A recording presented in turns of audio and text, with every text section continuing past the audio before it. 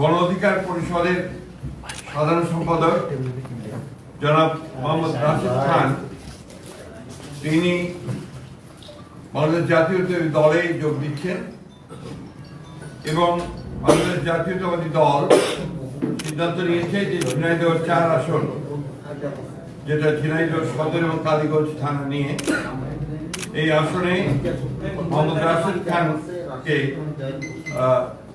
ধানের শীষ প্রতীকে নির্বাচন করার জন্য মনোনয়ন দেওয়া হচ্ছে। আসসালামু আলাইকুম। বাংলাদেশ জাতীয়তাবাদী দল বিএনপির সংগ্রামী মহাসচিব, তাকে অসংখ্য ধন্যবাদ।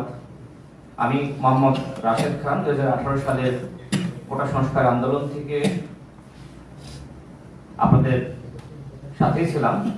কিভাবে রাজপথে সংগ্রাম করেছি আপনারা সবাই জানেন, সাংবাদিক ভাইয়েরা।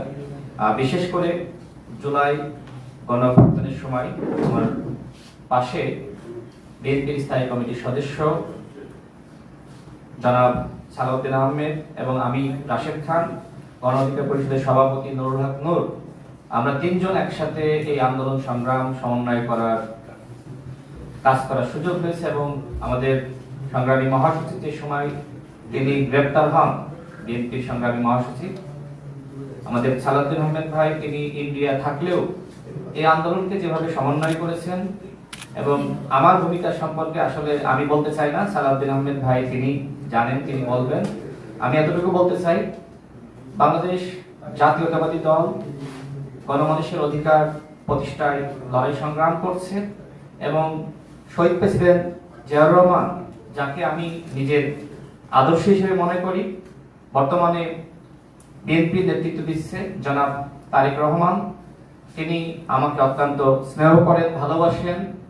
ফ্যাসিবাদ বিরোধী আমল থেকে তার সাথে আমার সম্পর্ক। আমি মনে করি নতুন বাংলাদেশ গঠনে তার নেতৃত্ব দেশ এবং জনগণের জন্য অত্যন্ত প্রয়োজন। আমি বিশ্বাস করি সংস্কার, বিচার এবং সুষ্ঠু নির্বাচনের ক্ষেত্রে জনাব তারেক রহমান গুরুত্বপূর্ণ ভূমিকা রাখবেন। আমি রাশেদ খান আজকে বিএনপিতে যোগদান করেছি এবং জনাব তারেক রহমানের নেতৃত্বে ইনশাআল্লাহ দেশ এবং জনগণের জন্য সংগ্রাম করে যাব, কাজ করে যাব। আসসালামু আলাইকুম। জনাব রাশেদ খান তিনি গণ অধিকার ছাত্র অধিকার পরিষদ থেকে শুরু করে গণ অধিকার পরিষদ পর্যন্ত তার যে উজ্জ্বল থাকে। গণ অধিকার পরিষদের সভাপতি নুরুল হক নূর এবং রাশেদ খান বিগত 24-এর ছাত্র গণ অভ্যুত্থানে যে সাহসী ভূমিকা রেখেছে তা আমি জানি, তার মুখেও শুনেছেন এবং তারা জীবন বাজি রেখে অনেক পদক্ষেপ নিয়েছিল ফ্যাসিবাদ বিরোধী গণতান্ত্রিক আন্দোলন ফ্যাসিবাদকে হটানোর জন্য। সেই অবদান ইতিহাসে লিপিবদ্ধ থাকবে।